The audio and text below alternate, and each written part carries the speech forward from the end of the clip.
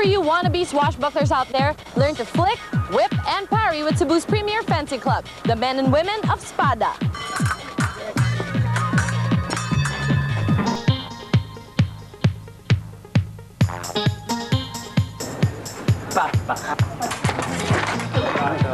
I was really fascinated with sword. See the bruise I got from, you know? Yeah. I was just looking for somebody to play with, you know? Yes. Teach them well enough that I could play with them. Ha ha ha ha!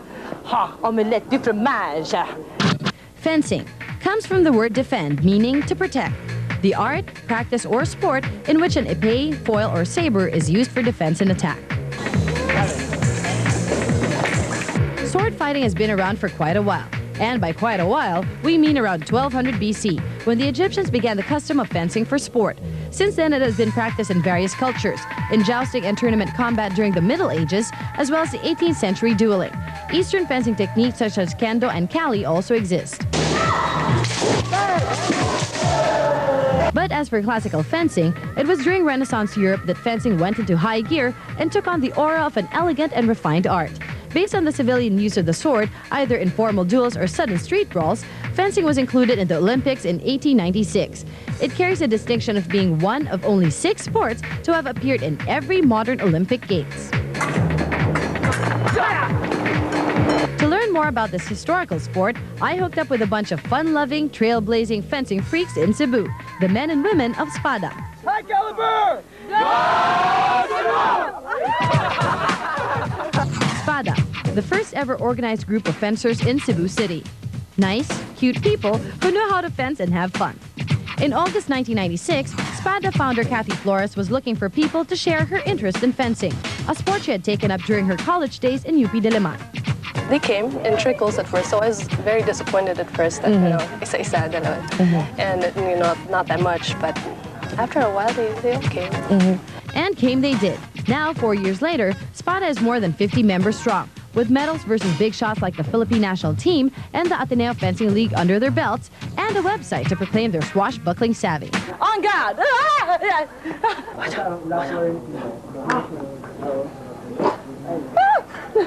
Swashbuckling Susie, the breathtakingly beautiful, undeniably talented co-reporter of Gameplan, wannabe 5th or 6th musketeer, synonymous with 36, 24, 36. That's better. That's so me. To the general observer, fencing is over in a few nanoseconds, and it involves 2 people clad in white trying to stick swords into each other. But a lot of factors go into those few nanoseconds, from the attire to the terms, the technique, and most especially the weapons, the foil, épée, and saber. Let's take a closer look at these heavy metal babes, shall we? Foil, descended from the 18th century small sword, has a thin, flexible blade with a square cross-section. The foil is the most basic weapon. It's like elementary school. Yeah. Where you learn the conventions of fencing. Major rule in foil playing is you have the right of way. Right of way is one of the more mind-boggling concepts in fencing. A set of rules established to eliminate apparently simultaneous attacks by 2 fencers. It's basically the differentiation of offense and defense. It's a differentiation that is necessary when it's time to award points, because in foil fencing, you can only gain points when it's your right of way. So when you attack, that's when you establish your right of way. And just where exactly in the opponent's body is a foil fencer trying to attack? You score by pushing or hitting the point in the torso. And when you hit the arms or the legs or the mask, it's not allowed, so you call it off target. Okay. On guard! There is, however, one weapon in fencing where the term off-target is irrelevant and free-for-all is more applicable: the épée. Épée, similar to the dueling swords of the mid-19th century, has a stiff blade with a triangular cross-section. The foil and the épée utilize point hits, but with the épée, these point hits are not restricted to the opponent's torso, but can land anywhere and everywhere on his body, in the spirit of this weapon's dueling past. In the épée, you hit anywhere you want to hit. Anywhere talaga. Whole body, mask, you know, hands, feet. So it's really practical. Kasi if you think about it, pag sword fight, it's whole body. Think actual sword play. With the absence of rules and right-of-way as well as restrictions concerning target areas, it's only fitting that épée technique should emphasize timing, point control, and a good counterattack. It actually looks like a very simple game, like no rules. All you have to do is just hit, but it actually requires more skill. You have to be more skilled because an experienced atheist will go first for the arm. Okay. Well, it's more practical because if it were an actual sword fight, you'd think that if you hit this person, he will be wounded. So if you hit him here first, he will be maimed for life. And then you're trying to disarm him at the same time. Dami mo ng patay, ah. This last weapon, the saber, was used in actual sword fights, having descended from the naval and cavalry swords used by military troops in the late 19th century.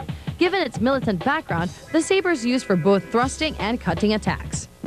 Saber, descended from the dueling sabers of the late 19th century, has a light, flat blade and a knuckle guard. Like the foil, the saber also follows the rules of right-of-way, but the similarities of these two weapons ends there, especially when talking about target areas.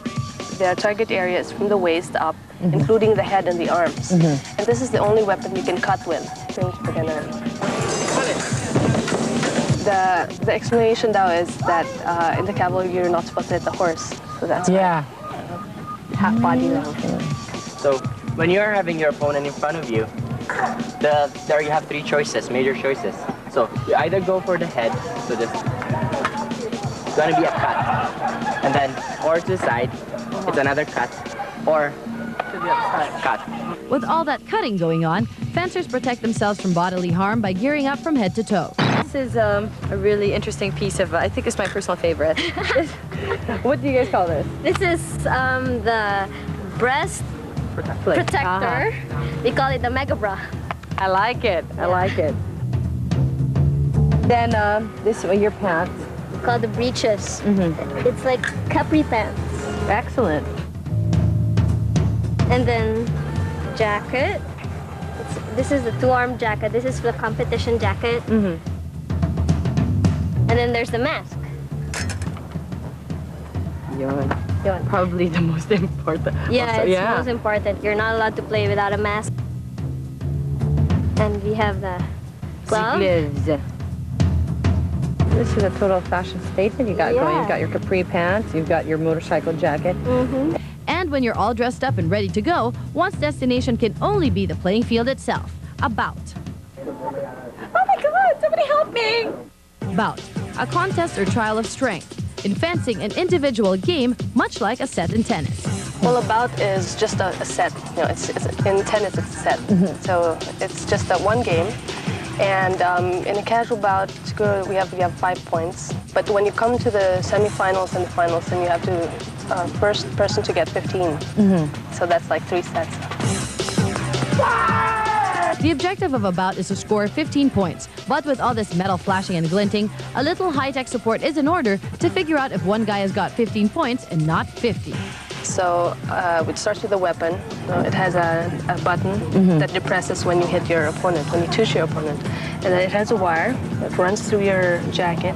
It's connected to the spool, the retractable spool. And there's a recording machine that will light up. So there's a red light and a green light. So whoever gets a touche. Whoever thought that a sport as ancient and classical as fencing could actually be so high-tech? That's the new millennium for you, but there are still some timeless traditions and terms that prevail to this day. During a bout, the referee calls the shots, most of them in the language of love, French. So, ma chérie, it would do good to pick up a few of the terms to know what's going on. Oui?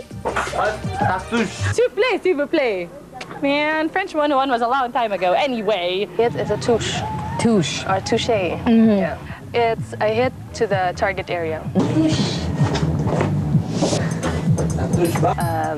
A parry. Parry is to deflect it. He attacks. I deflected. Prêt, ready. Those on screen. Allez, to start or go.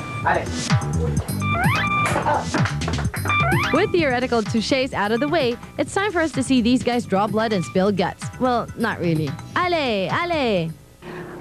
Attack! Yeah! Ako ang attack sa'yo!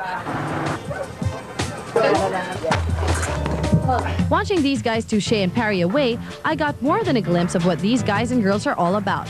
A love for a sport that they share with people who are not merely their teammates, but have also become their friends. Who's the better sex?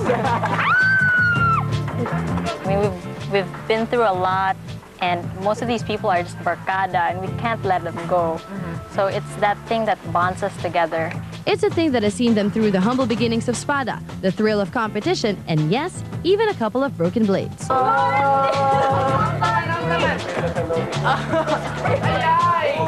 On the hills of Cebu, the men and women of Spada were more than willing to show me that fencing can also be fun, friendship, and frolic. This has been yet again another fantastic fencing experience. This is Swashbuckling Susie together with The Spada Fencing Club! And that's the game plan! Like over!